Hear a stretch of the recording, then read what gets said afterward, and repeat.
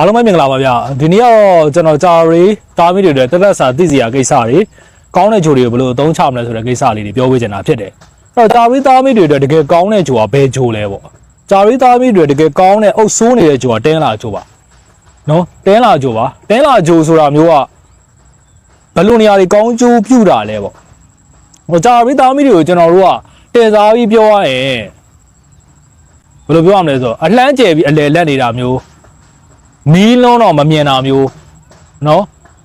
ဟိုပညာရှိတတိဖြစ်ခဲဆိုတာမျိုးတတိမမူဂူမမြင်ဆိုတာမျိုးအဲ့လိုမျိုးကြာဝေးသားမိတွေကအရန်ဖြစ်တယ်ဒါကြောင့်ပဲနီးလုံးတော့လည်းမမြင်ဘူးဆိုတဲ့အတိုင်းကြာဝေးသားမိတွေကဘာလို့လို့တစ်ခါကြာရင်အလှမ်းကျယ်လွန်အားကြီးတယ်အော်အလှမ်းကျယ်ပြီးအလယ်လက်သွားတယ်ဒါကြောင့်ပဲကိုအနီးအနားမှာရှိတဲ့ပြင်ဆင်စရာတွေကိုမပြင်ဆင်မဲနဲ့ဟိုအဝေးကိုလှမ်းကြည့်ပြီးတော့စဉ်းစားပြီးလှုပ်လိုက်တာနဲ့တလွဲတွေဖြစ်ကုန်တာတွေဂျာရီသားမိတာတိတ်ဖြစ်တယ်အချို့ဆိုအလုံးလုံးတယ်ဒီလုပ်ငန်းကိုလေုံရှိသေးတယ်နောက်လို့တစ်ခုထပ်ချဲ့တယ်ပတ်စံမလောက်ရင်ဘေးလူကြီးဆွဲတယ်အလုံးတွေထပ်ချဲ့တယ်အဲ့လိုကနေတစ်ဆင့်ဘာတွေဖြစ်လာလဲဆိုတော့တဖြည်းဖြည်းနဲ့မနိုင်မနှင်းတွေဖြစ်လာပြီးတော့လုပ်ငန်းတွေနဲ့ပတ်သက်ပြီးတော့အခြေမခိုင်မဲ့ပြိုလဲတာတွေအလွန်ဖြစ်တယ်အဲ့တော့ဂျာရီသားမိတာတစ်ခါကြာရင်အကြီးကြံတာအကြီးတွေးရငါဟိုဟာကြီးကိုအကြီးလှုပ်ချင်တယ်ဒါကြီးကြီးလှုပ်ချင်တယ်ကိုရှိတဲ့ငွေအင်အားကိုရှိတဲ့လူအင်အာ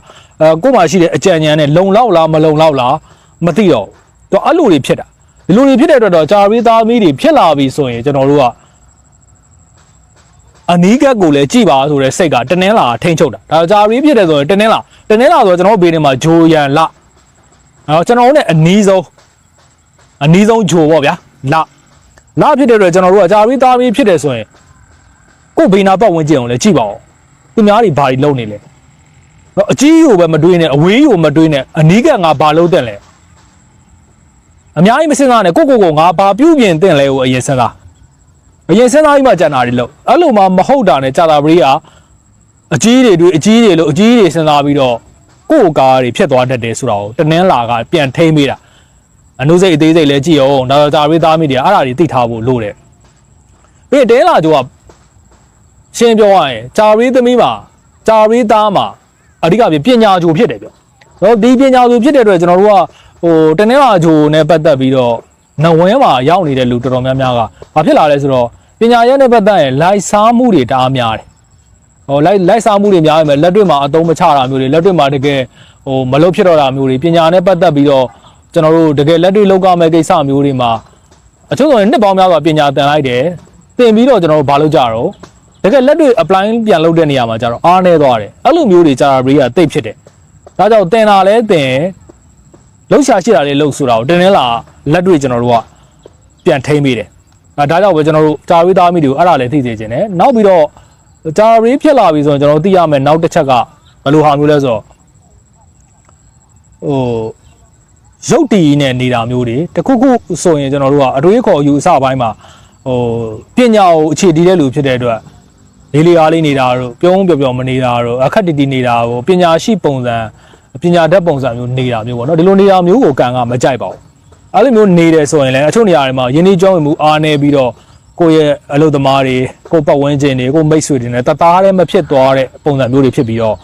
့သူကြီးကျယ်ပါတယ်လို့စိတ်ကအခြားလူတွေကထင်သွားပြီအချို့နေရာတွေမှာကိုယ့်ကိုမတိုင်ပင်တော့တာမပြောတော့တာဒါတွေကအစအကုန်ဖြစ်နိုင်တယ်ဒီအချက်တွေကိုလည်းကျွန်တော်တို့ကကြာသာပရိသားမိတွေအတွက်မေ့လို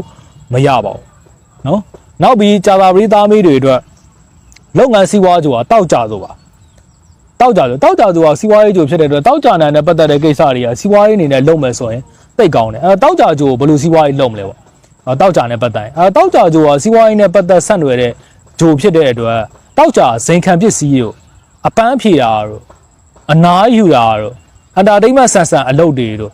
နော်စိတ်ခံစားမှုပျော်ရွှင်မှုအပျော်အပါအပန်းဖြေဒါကိုပေးတဲ့အားတွေဖြစ်တယ်ဂျာရီသားမီးတွေကအလုပ်စီးပွားနဲ့ပတ်သက်ရင်အဲ့ဒီပုံစံစဉ်းစားဖို့လိုတယ်နော်အလုပ်လုပ်ပြီဆိုလဲကျွန်တော်တို့ကလှုပ်ရှားရှိတာလို့နားစရာရှိတာနားပျော်စရာရှိတာပျော်ဆိုတဲ့လူမျိုးတွေအဲ့လိုလုပ်တာပိုကောင်းတယ်အလုပ်ကြီးပဲဖိလုပ်ရင်ပျော်စရာမရှိဘူးစိတ်ကလည်းစတေးကြီးနဲ့နေပြီးတော့ကိုယ်တိုင်ထိန်းချုပ်ထားတာများရင်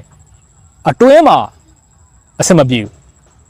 ဒါကြောင့်ပဲအာယုံ၅ပါးခံစားမယ်ဆိုရင်ခံစားရမယ့်အချိန်မှာခံစားလိုက်လှုပ်ရှားရှိတဲ့အချိန်မှာလှုပ်လိုက်အဲ့လိုမဟုတ်ဘဲနဲ့ပညာရှိရရင်အရန်ချုပ်ထိန်းထားရင်အချို့နေရာတွေမှာလူမမြင်ဝင်းတဲ့ကိစ္စတွေသူတို့ကလှုပ်လာကြာပြီးသားမိတယ်အမှောင်ဘက်ကိုရောက်သွားတယ် အပြင်မှာတော့ငါလူယိုသေးရှေယိုသေးနောက်မှာခွက်ပုံးချနေတယ်ဒီလိုမျိုးတွေဖြစ်တတ်တဲ့လူမျိုးတွေဖြစ်သွားတတ်တယ်ပြီးတော့ဇိမ်ကန်ပစ္စည်းဖြစ်တဲ့ကာကန်ရှင်ကဂတင်တို့မှုရာတို့ TV တို့အပန်းပြေစကန်တို့ကန်းကြီးတို့နော်နောက်အပျော်ပါတို့ entertainment တို့ကစားကွင်းတို့စသဖြင့်ပေါ့ဗျာKTV တို့စင်တင်တို့တေးဂီတာတို့အနုပညာတို့ instrument တွေတီးတာတို့ဒါတွေနဲ့ပတ်သက်ရင်တော့အရန်ကောင်းတာဖြစ်တဲ့အတွက်ကျွန်တော်တို့ကဒီဇာတာရှင်တွေကဖြော်ပြေး entertainment အပျော်ပါဒါကိုအခြေပြုတဲ့စီးပွားရေးတွေကောင်းတယ်ဂီတအနုပညာအတမိုင်းဆိုင်ရာနဲ့ပတ်သက်တဲ့လုပ်ငန်းမျိုးတွေလည်းလုပ်ဖို့လိုတယ်ကိုစီးပွားလုပ်တဲ့ခါကျရင်လည်းနားနေတယ်ပေါ့အချို့အိမ်ပြန်လာတယ်ကာရိုကေလေးဆိုလိုက်တယ်အပန်းဖြည့်တယ်ဂီတာလေးတီးတယ်အပန်းဖြည့်တယ်တချင်းလေးနားထောင်တယ်အပန်းဖြည့်တယ်အဲ့လိုမျိုးလုပ်ပေးရင်ပို့ပြီးတော့ကောင်းတယ်လို့ပြောသလိုကိုစီးပွားရေးအနီးနားတွေမှာလည်းလို့ပေါ့အတန်နဲ့ဆိုင်ရာတီးလုံးလေးတွေအတန်လွင်လွင်လေးတွေဒီလိုမျိုးလေးတွေထားတာမျိုးကပို့ပြီးတော့ကြာပြီးသားမိတွေကံကောင်းစေနိုင်တယ်လို့ပြောပါတယ်ဒီအချက်ကတော့ကျွန်တော်တို့စီးပွားရေးနဲ့ပတ်သက်ရင်သိထားစေချင်တာဒါအပြင်တောက်ကြလုံခြုံရေးဖြစ်တဲ့အတွက်ကြာပြီးသားမိရာကာကွယ်မှုအပိုင်း security ဘိုင်းနဲ့ပတ်သက်တဲ့စီးပွားရေးတွေလည်းလုပ်လို့ရတယ်နော်ဟို data တွေကိုကာကွယ်ပေးတာမျိုးလို့စီးပွားရေးနဲ့ပတ်သက်ရင်လည်းအဲ့လိုအကာအကွယ်ပြုတ်တဲ့အပိုင်းပေါ့ဒီအပိုင်းတွေနဲ့ပတ်သက်ရင်အရန်အားရစရာကောင်းတဲ့လူမျိုးဖြစ်လဲကျွန်တော်တို့တွေ့ရတယ်ဒါကြောင့်အဲ့ဒီအပိုင်းတွေလုပ်လို့ရလို့ဘဏ်လုပ်ငန်းတို့အပေါင်ခံတာမျိုးတို့သူတို့ဘာပစ္စည်းကိုတိမ့်ပေးထားတဲ့နော်သူတို့ဘာပစ္စည်းကိုအာမခံပေးထားတဲ့အာမခံလုပ်ငန်းတို့ဒီလိုစီးပွားရေးတွေနဲ့လည်းဘဝမှာအောင်မြင်ပြီးတော့ဒီလိုပုံစံမျိုးစီးပွားရှာရင်လည်းပိုကောင်းတယ်ဆိုတာမျိုးကျွန်တော်တို့တွေ့ရတယ်ဒါကြောင့်ကိုယ့်ပုံကအရင်ဟိုအောင်ဖြစ်ပဲနဲ့ပေါ့ဘာပြောဘာဖြစ်နေတဲ့ဂျာရေးသားမီးတွေရဲ့ပုံစံမျိုးဖြစ်နေရင်တော့ပိုကောင်းတာပေါ့ဗျာနောက်ပြီးဂျာရေးသားမီးတွေအတွက်ကျွန်တော်တို့အချစ်ရေးစမ်းကြိုပေါ့အဲစမ်းကြိုကအင်္ဂါပိုင်းတယ်ဗျအင်္ဂါပိုင်းတော့အင်္ဂါကကျွန်တော်တို့ကဖြက်လက်တာငယ်ရွယ်တာဖင်ပေါ့တာဘယ်လိုပြောမလဲဆိုတော့နုပြိုတာပေါ့ဒါကိုပြောတဲ့အတွက်ဂျာရီဂျိုတက်ကကျွန်တော်တို့က16နဲ့အင်္ဂါဂျိုတက်က8နဲ့ကွာတယ်လေ16နဲ့8နဲ့ဒါတော့ပဲဂျာရီသားမီးတွေကမသိစိတ်မှာသိစိတ်မှာမဟုတ်နော်မသိစိတ်မှာငယ်ရွယ်တဲ့လူဖြက်လက်တဲ့လူကိုယ့်ထက်နုပြိုတဲ့လူကိုယ့်ထက်ပေါ့ပွားနေတဲ့လူခစ်မိတဲ့လူလူငယ်ဆန်တဲ့ပုံစံမျိုးပို့ကြိုက်တယ်ဘလို့ပဲကျမလူကြီးကိုပဲကြိုက်တာပါအကိုကြီးတွေပဲကြိုက်တာပါဦးလေးတွေပဲကြိုက်တာပြောမသိစိတ်မှာငယ်ရွယ်တဲ့တူကိုကြိုက်တယ်နော်ယောက်ျားလေးလည်းလို့ပဲယောက်ျားလေးဂျာရီသားတွေလည်းကိုယ့်ထက်နှုတာငယ်တာကြိုက်တယ်ယောက်ျားလေးတော်တော်များများတော့နှုတာငယ်တာကြိုက်တယ်နဲ့တူပါနော်ထားပါအဲ့တော့ဒါကတော့အဲ့လိုဖြစ်တဲ့အတွက်ဂျာရီသားမီးကိုလက်တွဲပေါ်ရှာတဲ့ခါကျရင်ဂျာရီသားမီးကအဲ့လိုမျိုးဖြစ်တဲ့လူကိုရှာဖို့လိုတယ်ပြပြလဲတော့ရှိတဲ့လူမျိုးတွေနော်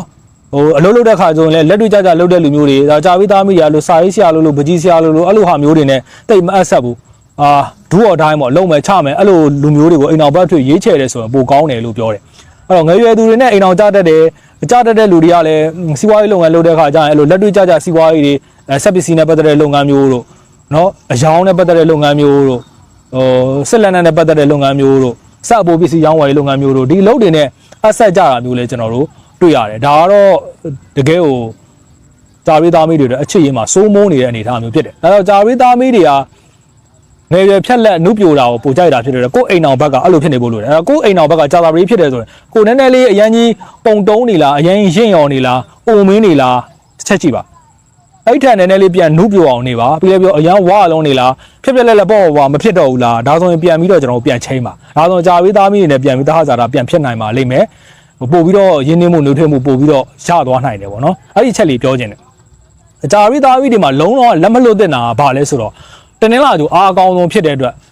အနီးဆုံးကိစ္စတွေကိုလုံးဝမမေ့နဲ့နော်ကို့အနီးဆုံးမှာငါဘာရမလဲကိုယ့်ရဲ့အနီးဆုံးမှာဘာပညာရမလဲဘာစီးပွားရမလဲကို့အနီးဆုံးနေရာတွေကနေဘာရွေးထုတ်ယူရမလဲဆိုတာကိုစဉ်းစားပါနော်အဲ့တော့ဘယ်နေရာရောက်ဘယ်နိုင်ငံရောက်ကို့အနီးဆုံးမှာစီးပွားလုပ်လို့ရဒါပေါ့ကို့ရက်ကွက်ကို့လမ်းထဲမှာငါစီးပွားဘာလုပ်လို့ရမလဲနော်ကို့ရှင်မျိုးသားရဲ့အတိုင်းဝိုင်းနေကြတယ်မှာငါဘာစီးပွားရေးလုပ်လို့ရမလဲဒါမှမဟုတ်လေမိဘလက်ငုပ်ကိုပို့ပြီးတော့ငါ modify ဖြစ်အောင်ဘယ်လိုလုပ်နိုင်မလဲမိဘလက်ငုပ်ကိုပို့ပြီးတိုးတက်အောင်ငါဘာလုပ်မလဲအဲ့လိုမျိုးတွေစဉ်းစားပြီးစီးပွားလုပ်တာကပိုကောင်းတယ်လို့လည်းအကြံပေးချင်ပါတယ်လောက်ဆောင်တော့တော့ပေါ့မယ်တက်ပါတယ်ဂျာရီသားမီးအားလုံးမိမိရဲ့ကောင်းတဲ့ဂျိုတွေကိုကောင်းစွာအသုံးချနိုင်ပါစေလို့ပြောကြရရင်လည်းညီကုန်းချုပ်အပ်ပါတယ်ဗျ